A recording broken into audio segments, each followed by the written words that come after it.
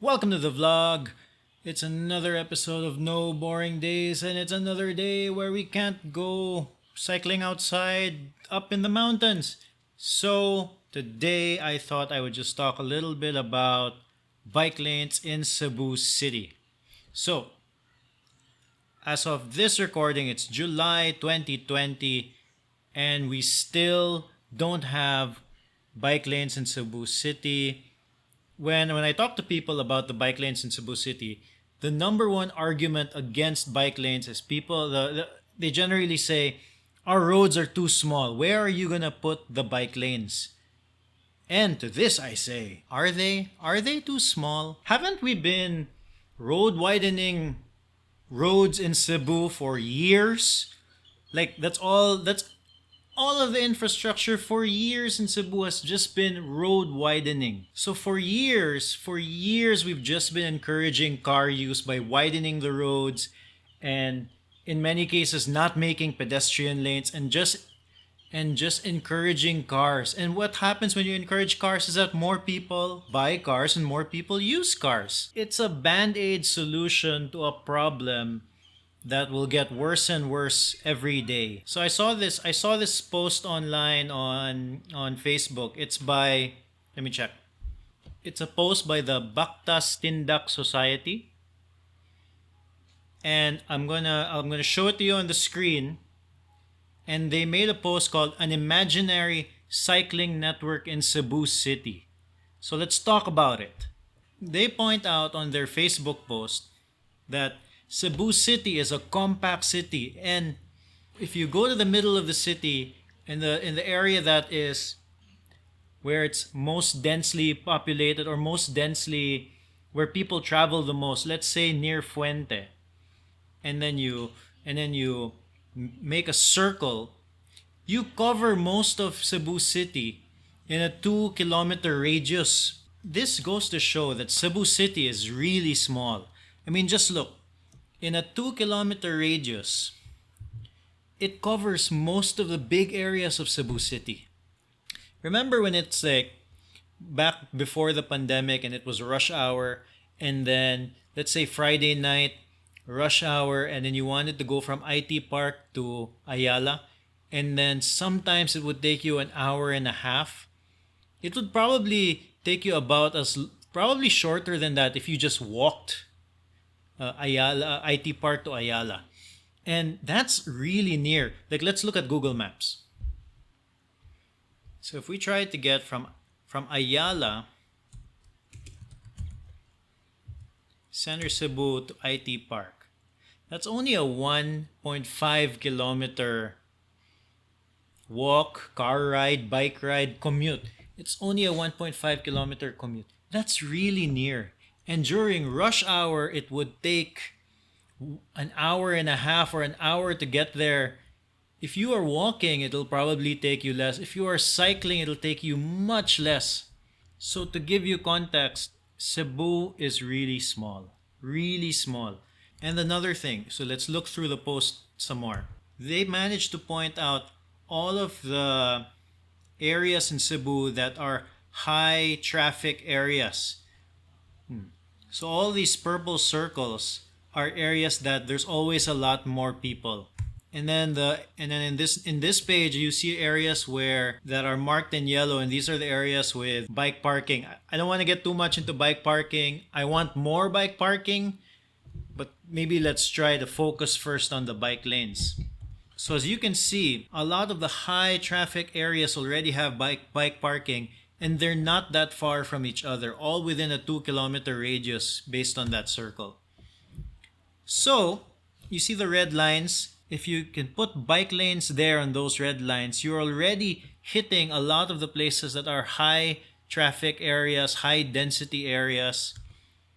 And then, of course, you want to include more bike lanes to get to people in their residences. So these yellow lines show bike lanes that are heading towards the villages or where people live.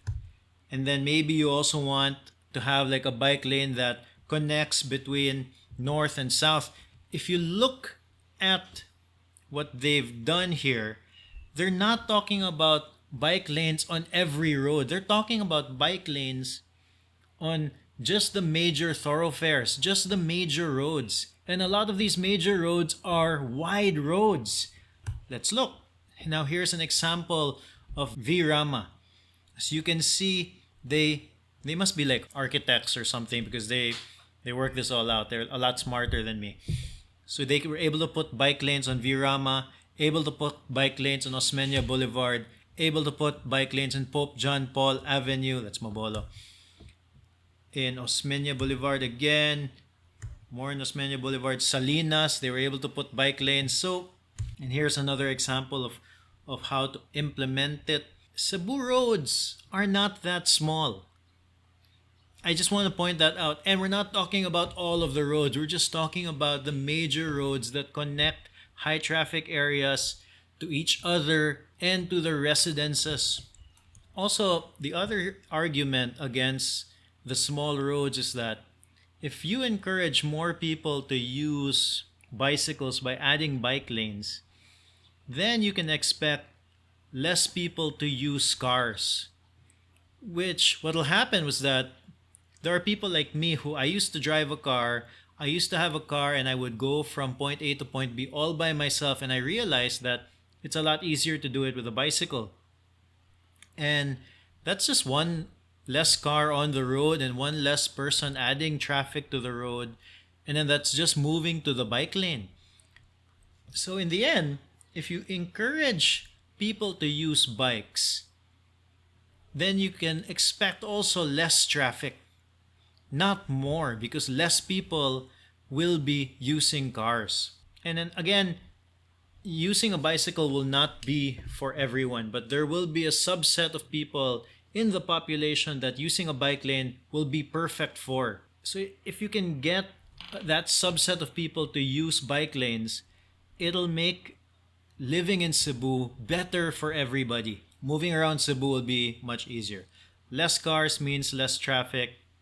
More bicycles means that it will encourage more people to commute via bikes, because more bicycles or more people using bikes means that it'll become even safer to use bikes because there will be more of an awareness of it, and hopefully better infrastructure where the bike lanes are actually away from the main roads. So more bicycles means it's safer for cyclists. And then another thing, if you encourage bike usage, then hopefully infrastructure catches up, and then people start adding more trees, more shade to the sidewalks, and then more people will start walking. And if you've been abroad, if you've been to a big city, and especially one of those cities where it's a walkable city, Cebu has a chance to be that because Cebu is really small. The tricky thing with Cebu is that when you say Cebu City, that includes even the mountains up in Talamban. So it's a lot bigger than it actually is. But I'm sure if you just look at uptown Cebu and downtown Cebu and put it together, I'm sure the land area is not that big at all.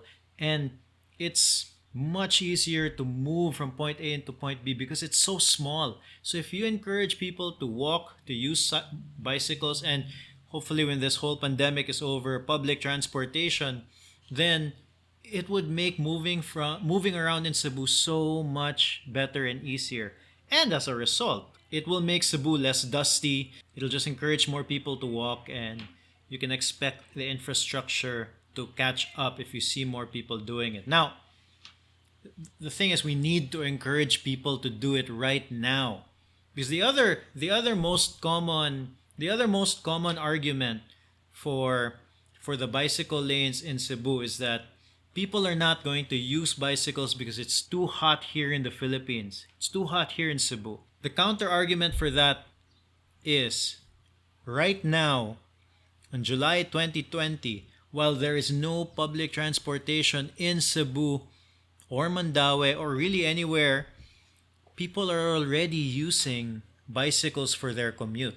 Despite the weather, despite the heat, people are already doing that. They're using it right now as we speak. If you go outside and just stand on a road and then just take note of the people moving around, you'll notice so many more bike commuters. out of necessity. I think that the Cebu City government is in a way missing this whole opportunity because now that you have people using the bikes, you want to encourage them to continue using it even after the pandemic. I think that's the most important thing right now. Well, the most important thing is to get people safe and flatten the curve. But this is an opportunity to make a better Cebu for the future by acting now.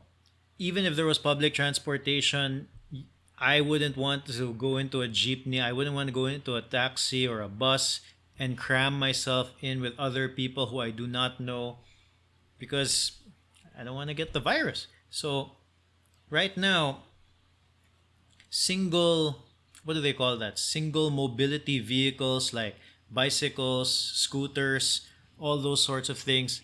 If you can encourage that use, then more people will use that in the future, especially after the pandemic, especially if there's infrastructure on it already. So there's people using bicycles, single mobility vehicles right now. And then once everything goes back to normal, a percentage of them will continue doing so. It's important now that we make sure that these people are encouraged to use those single mobility vehicles even when things come back to normal.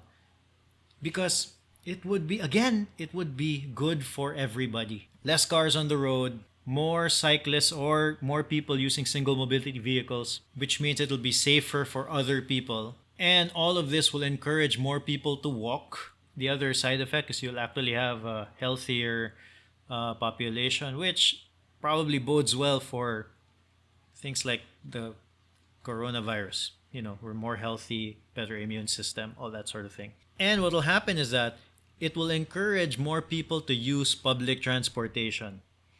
Because when public transportation is not as tedious as it is right now, being clogged up by all the cars, then people will use it some more. When there's more people walking on the road and infrastructure on the road that makes walking bearable, like trees, shade, then more people will use public transportation. Heck, more people might just walk. 1 kilometer is not a very far distance to walk. And then also, let's be honest here. Let's say Cebu City does finally put the bike lanes. I don't think we can expect the bike lanes to be perfect the first time. I haven't been to Mandaue yet, but kudos to them for already putting the bike lanes in on the roads. I don't know how nice the bike lanes are. I'm sure they aren't perfect, but they've done it. Once it's there, then it's much easier to improve the infrastructure once it is there and if people use it. So the point is, never mind getting it perfect. Just start. Just put the bike lanes. Like Mandaue just literally just painted a line on the road. Because if we don't start now, if there's still no bike lanes and everything comes back to normal, then it's going to be much harder to implement. It will be because all of a sudden the traffic's going to be back. People will be using our subpar public transportation again, and it's just going to be so much trouble to implement something new while so many people are on the road again. That's why right now is the perfect time to do it. We're missing an opportunity by not doing anything about it right now. It is an opportunity for a better Cebu in the future. All we need to do is just do it right now and encourage people who are cycling right now to continue doing so when things go back to normal. And the way to do that is to improve the infrastructure right now. Just put it there. Just put it there. Unfortunately, I know the city government is going through their own set of challenges. I get it. But I hope that the bike lanes don't go down the wayside and are not forgotten. Okay, here's hoping. I'm generally a positive person, but I wanted to get this out there because I'm just hoping for a better Cebu in the future. If we can't make the place that we are in right now better, what are we even here for? Okay, if we can start riding outside again, expect more bicycle episodes and less of a talking head on a screen. Okay, subscribe to the channel. Bye.